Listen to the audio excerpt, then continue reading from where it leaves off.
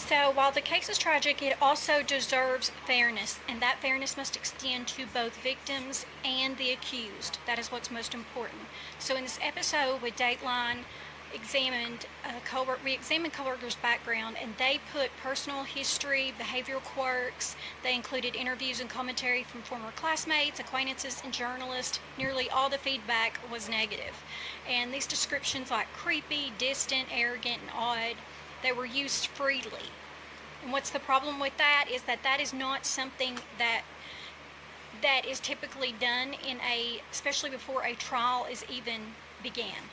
So this is very prejudicial to him.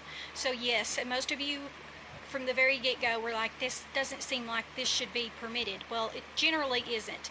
I'm not sure, and we'll get into it a little bit later with our second episode with Miss Monica, but we also know that how they've obtained this information is very mind-boggling to me, because that can, all of this information alone biases the jury, but the fact that this information was leaked and put out there, what you have to imagine is it's not about, oh, well, he's automatically guilty, what have you. We have to go by the justice system, and the fact that he deserves a fair trial just like anyone else, that's what we have to fight for. That's our job.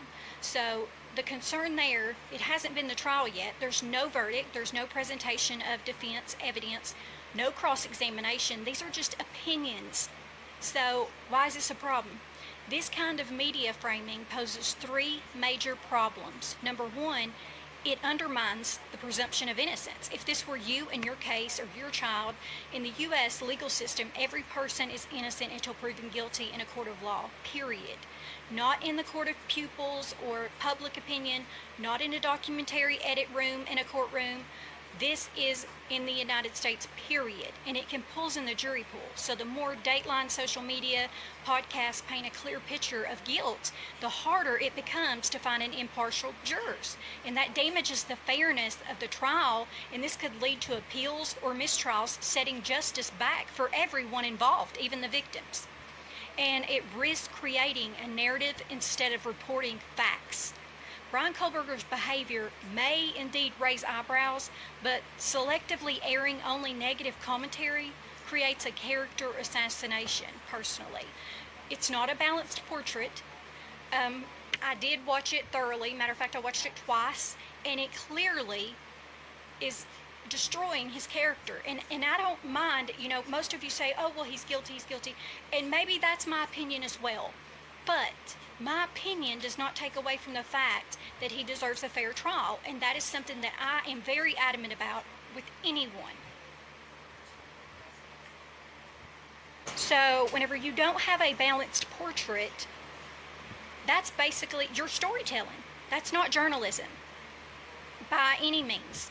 So the role of the true crime community as content creators, journalists, true crime analysts, paralegals, advocates, we have a responsibility to respect the process. And that doesn't mean that we ignore red flags or silence victim advocacy, but it does mean that we acknowledge when something crosses from information to inflammatory problems. So Kohberger may very well be guilty, but what if he's not?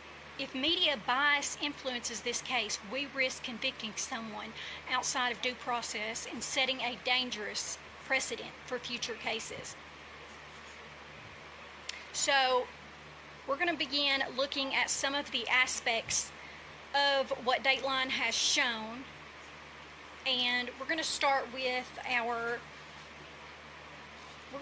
discussing.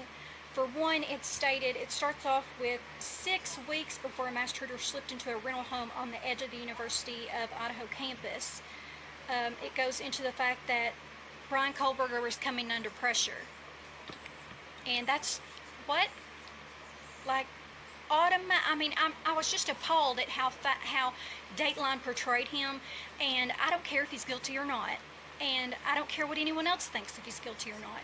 The fact that they assassinated someone else's character, and what you need to be concerned about, what the media and everybody else needs to be concerned about, if they will do this to some young man who has not even been convicted yet, they would do it to you or anybody else.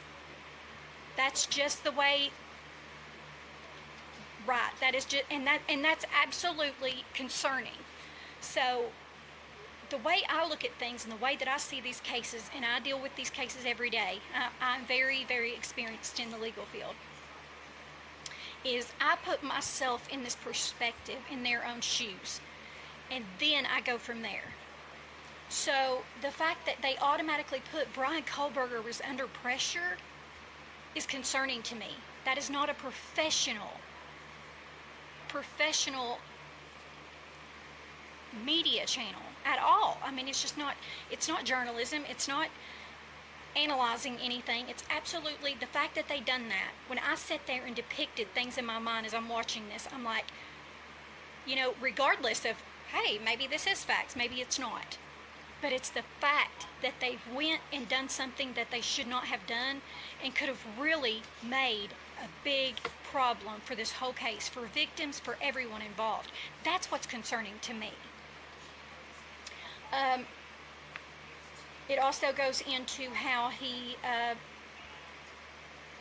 had started during the fall semester of 2022, how he was having to get disciplinary action from one of his pupils who he was working with because of his behavior towards some female students.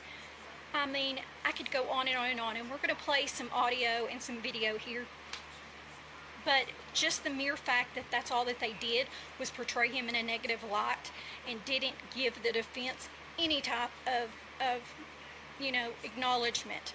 Regardless, it was just something that should not have been done, considering the fact that this trial has not been started. So let's take a look at some of the video that that it showed. I took bits and pieces out here. And it not just the evidence, we're not even discussing how they've accumulated this evidence yet, which is absolutely concerning, but just the mere fact that what they're stating about this individual who has not been convicted yet, that is very concerning. So late on the evening of November 12th, Kohberger was captured, and this is from Dateline, on surveillance footage driving a white Honda Elantra near the King Road residence. A neighbor's security camera recorded his vehicle circling the block multiple times between 3:30 a.m. and 4, before it sped away around 4:20 a.m. Okay, so right there, they're automatically implementing already putting him in that category, that it's him. There's no presumption of innocence at all in this case. Investigators traced Kohberger's movements through cell phone data, which placed his phone near the victim's home 23 times in the months leading up to the unalivings, including 6 days prior. Additionally, his internet search history, which you're going to see here, revealed disturbing patterns, including searches that were related to Ted Bundy and explicit content involving themes of coercion. So not only are they saying this is him as a guarantee, this is him, we've not started a trial, we've not had a conviction, none of the above, but they are stating that he has, you know, he's involved in themes of coercion. They are absolutely assassinating his character, which is not something that you expect from a very popular and well-known media. You know, you expect professionalism, and my assumption is that they wanted to get this out before anybody else because it would bring up their views, obviously, but that's not how life works, and honestly, that's not how it should work, because in the United States, the presumption of innocence is very highly regarded and should be. I just feel like this was just, I mean, I was appalled because I look at other individuals who this could happen to and how wrong they were for doing that. So you're going to see here in the audio that they played here